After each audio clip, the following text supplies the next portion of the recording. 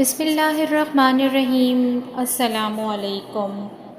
اللہ تعالیٰ نے انسانوں کی ہدایت و رہنمائی کے لیے انبیاء کرام کو اس دنیا میں بھیجا اور انبیاء کرام کو مختلف کتب و صحیفے عطا کیے۔ نبی کریم صلی اللہ علیہ وسلم کو اللہ تعالیٰ نے قرآن مجید عطا کیا۔ قرآن مجید رہتی دنیا تک کے انسانوں کے لیے ہدایت و رہنمائی ہے۔ قرآن مجید میں اللہ تعالیٰ نے انسانوں کی ہدایت و رہنمائی کے لیے جہاں واضح احکامات نازل کیے، وہیں انسانی نفسیات کو مد نظر رکھتے ہوئے ماضی کے قصوں کے ذریعے بھی ان کی تذکیر کی ہے اور ان کو بتایا ہے کہ ان قصوں میں بڑی عبرت و نصیحت ہے۔ اب جو کوئی نصیحت حاصل کرنا چاہے تو اس کے لیے اس میں بہت سامان ہے، اور اگر کوئی قرآنی قصائص کو محض ماضی کے قصے کہانیاں سمجھ کر سنتا ہے تو اسے پھر کوئی ہدایت نہیں ملتی ہے۔ اس لیے قصص القرآن کو محض قصے کہانیاں سمجھ کر پڑھنے اور سنانے کے بجائے یہ دیکھنا چاہیے کہ اللہ تعالیٰ نے ان قصوں کے ذریعے انسانوں کو کس بات کی ہدایت دی ہے۔ قرآنی قصوں میں سے ایک قصہ اصحاب کہف کا بھی ہے، اور یہ قصہ سورہ کہف میں بیان کیا گیا ہے۔ اس قصے میں بھی دیکھا جائے تو نہ صرف ایمان والوں کے لیے بلکہ ہر ذی شعور اور باضمیر فرد کے لیے ہدایت موجود ہے۔ یہاں ہم آپ لوگوں کے سامنے اصحاب کہف کا قصہ مختصراً بیان کریں گے اور پھر یہ دیکھنے کی کوشش کریں گے کہ اللہ تعالیٰ نے اس میں ہمیں یہ ہدایت دی ہے اور اس قصے میں ہمارے لیے کیا اسباق ہیں۔ قصہ سنانے سے قبل یہ دیکھنا چاہیے کہ قرآن مجید میں اللہ تعالیٰ نے اصحاب کہف کا ذکر کیوں کیا ہے۔ مفسرین نے اس کی وجہ نزول یہ بتائی ہے کہ قریش مکہ نے اپنے 2 آدمیوں کو مدینے کے یہودیوں کے پاس بھیجا کہ یہودی اہل کتاب ہیں، اس لیے ان سے محمد صلی اللہ علیہ وسلم کی بابت دریافت کرو کہ وہ کیا کہتے ہیں۔ یہ دونوں افراد مدینے کے یہودی علماء سے ملے اور نبی اکرم صلی اللہ علیہ وسلم کے حالات و اوصاف اور تعلیمات بیان کر کے آپ صلی اللہ علیہ وسلم کے متعلق ان کی رائے معلوم کی۔ اس کے جواب میں یہودیوں نے ان کو بتایا کہ تم محمد صلی اللہ علیہ وسلم سے یہ 3 سوالات کرنا کہ اگلے زمانے کے ان نوجوانوں اصحاب الکہف کا کیا قصہ تھا، اس شخص کے بارے میں معلوم کرو جس نے پوری دنیا کا چکر لگایا تھا اور مشرق و مغرب سے ہو کر آیا تھا، جبکہ تیسرا سوال روح کی ماہیت کے متعلق تھا، حضرت موسیٰ و خضر علیہ السلام کے متعلق تھا، اور سورہ مطالعہ سے بھی یہی بات قرین و قیاس معلوم ہوتی ہے۔ یہودیوں نے قریش مکہ کے نمائندوں کو بھی یہ کہا کہ یہ ایسی باتیں ہیں جو صرف اللہ کا ایک نبی ہی ان کے متعلق جانتا ہے، اگر وہ سچے ہوں گے تو ان کے جواب دیں گے۔ قریش مکہ نے واپس آ کر یہی سوالات نبی اکرم صلی اللہ علیہ وسلم سے دریافت کیے، جس کے جواب میں اللہ تعالیٰ نے یہ سورت نازل فرمائی۔ بتایا جاتا ہے کہ یہ واقعہ ایشیا کوچک میں رومیوں کے مشہور ساحلی شہر افسوس میں پیش آیا تھا، اور جبکہ آج کے دور میں موجود ٹرکی کے شہر سمرنا میں اس کے کھنڈرات پائے جاتے ہیں، جبکہ یہ واقعہ کیسر ڈیسس یا دقیانوس کے دور میں پیش آیا، جس نے سن 229 یا سن 251 تک روم پر فرمانی کی تھی۔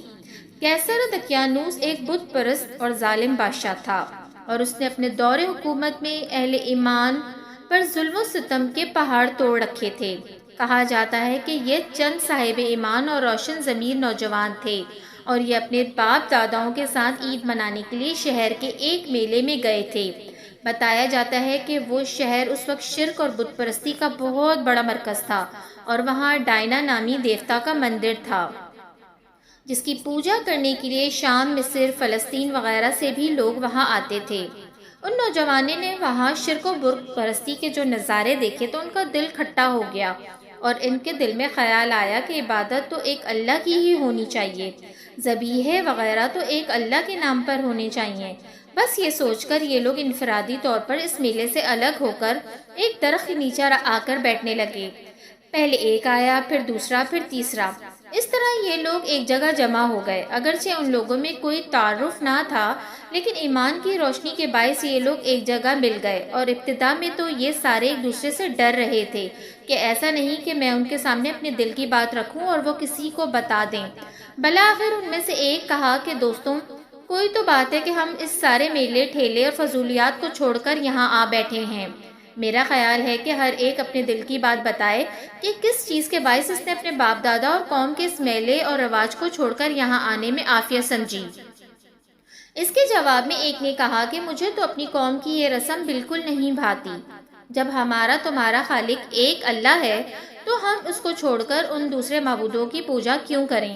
دوسرے نے کہا یہی بات مجھے بھی یہاں لے کر آئی ہے۔ پھر تیسرے نے کہا اس کی تاکید کی، اور پھر چوتھے نے۔ اس طرح ان لوگوں نے اپنے دل کی بات ایک دوسرے سے کی۔ اب چونکہ یہ سب لوگ مذہبی، نظریاتی اور روحانی طور پر ایک تھے، اس لیے فطرتی طور پر ان میں ایک تعلق قائم ہو گیا اور ایک محبت پیدا ہو گئی۔ اب ان لوگوں نے ایک جگہ مقرر کر لی اور وہاں آ کر یہ لوگ ایک دوسرے سے ملنے اور ایک اللہ کی عبادت کرنے لگے۔ آہستہ آہستہ لوگوں کو ان کے بارے میں پتہ چلتا گیا، اور پھر ایک دن لوگوں نے ان کو پکڑ لیا اور بادشاہ کے سامنے پیش کر دیا، اور بادشاہ کو شکایت پیش کی کہ ان لوگوں نے اپنے باپ دادا کا دین چھوڑ دیا ہے اور گمراہ ہو گئے ہیں۔ بادشاہ نے جب ان سے اس بابت دریافت کیا تو انہوں نے بڑی دلیری اور صاف گوئی سے اللہ کی وحدانیت کا اقرار کیا اور کہا کہ ہمارا رب وہی ہے جو آسمانوں اور زمینوں کا مالک و خالق ہے۔ ناممکن ہے کہ ہم اس کے سوا کسی کو اپنا معبود بنائیں۔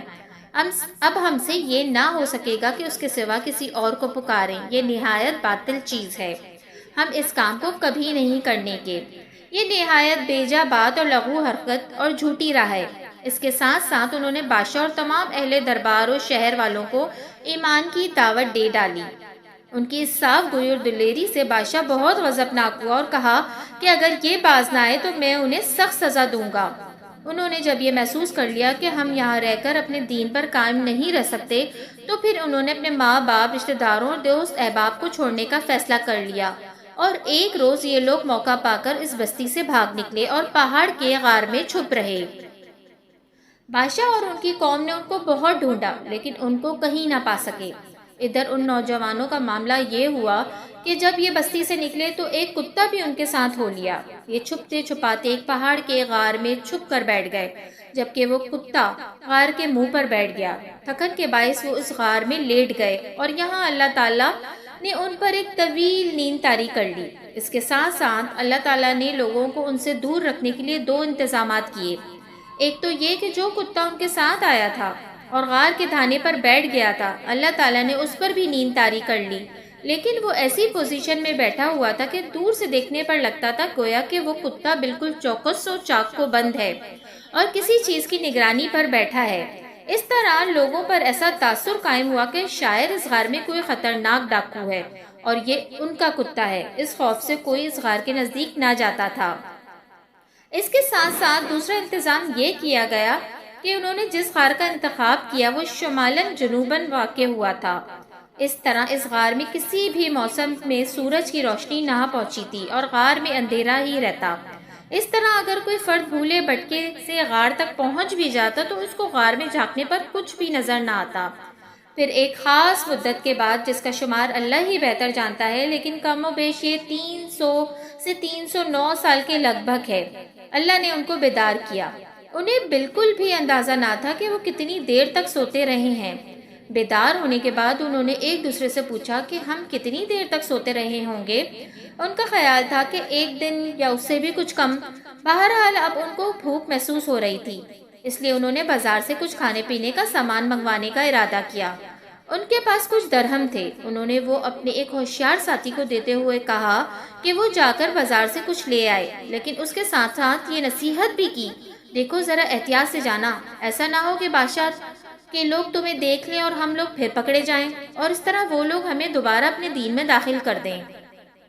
یہ نوجوان جب سکے لے کر بستی میں داخل ہوا تو اسے سب کچھ بدلا بدلا محسوس ہوا۔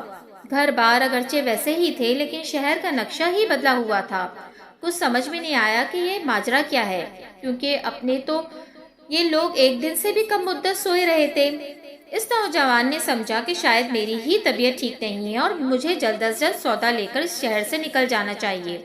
ایک دکان پر جا کر جب اس نے سودا لیا اور وہ سکے دام میں دیے، قدیم سکے دیکھ کر دکاندار حیران رہ گیا اور وہ سمجھا کہ اس کے پاس کوئی پوشیدہ خزانہ ہے۔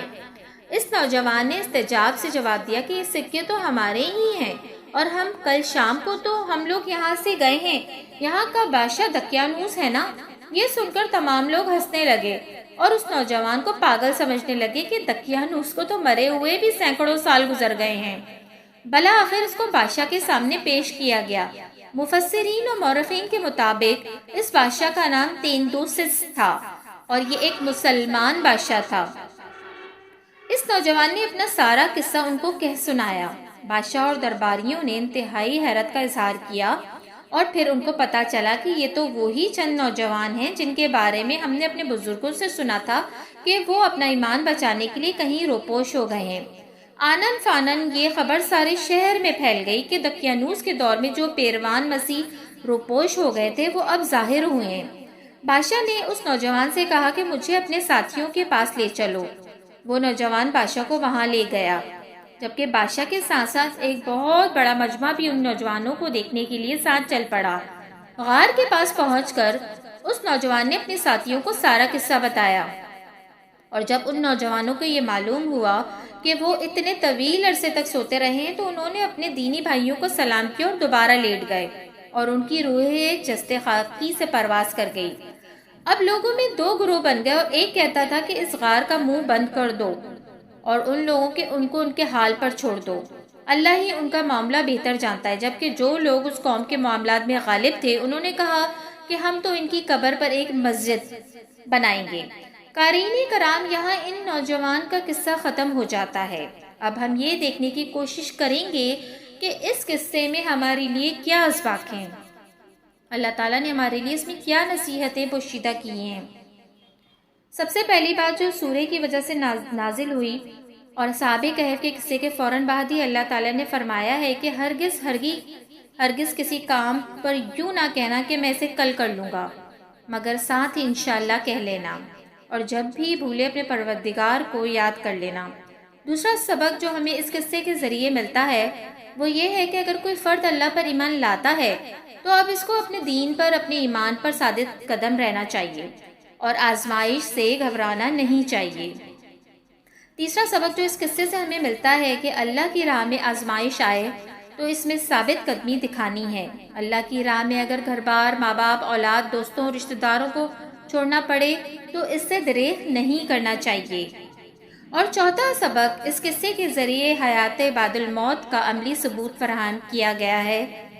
جس دور میں یہ صورت نازل ہوئی اور جس دور میں اصحاب الکہف دوبارہ نیند سے بیدار ہوئے، دونوں میں ایک حیرت انگیز مماثلت یہ ہے کہ اصحاب کہف کی بیداری کے وقت ان کی بستی میں اور سورت کے نزول کے وقت مکہ میں مشرکین کے درمیان یہ بات موضوع بحث ہوتی تھی کہ یہ کس طرح ممکن ہے کہ ایک انسان مرنے کے بعد خاک میں مل جائے، اس کی ہڈیاں بوسیدہ ہو جائیں، حتیٰ کہ وہ ہڈیاں بھی گل جائیں، اور اس کے بعد انسان دوبارہ پیدا کیا جائے اور اس سے اس کے اعمال کی باس پرس کی جائے۔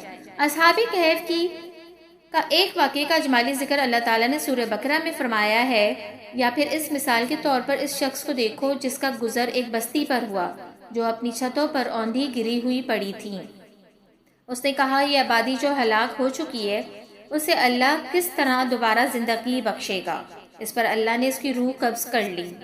میرے دوستوں، کیا عقیدہ آخرت اور حیات بعد الموت کا انکار صرف زبان سے ہی کیا جاتا ہے؟ اگر غور کریں تو آج کے دور میں شاید ہی کوئی ایسا فرد ہو جو کہ زبان سے اس کا انکار کرتا ہو، لیکن اپنے عمل کے ذریعے وہ اس بات کو ثابت کرتا ہے کہ وہ مر کر اللہ کے آگے پیش ہونے اور آخرت کی جواب دہی کا یقین نہیں رکھتا ہے۔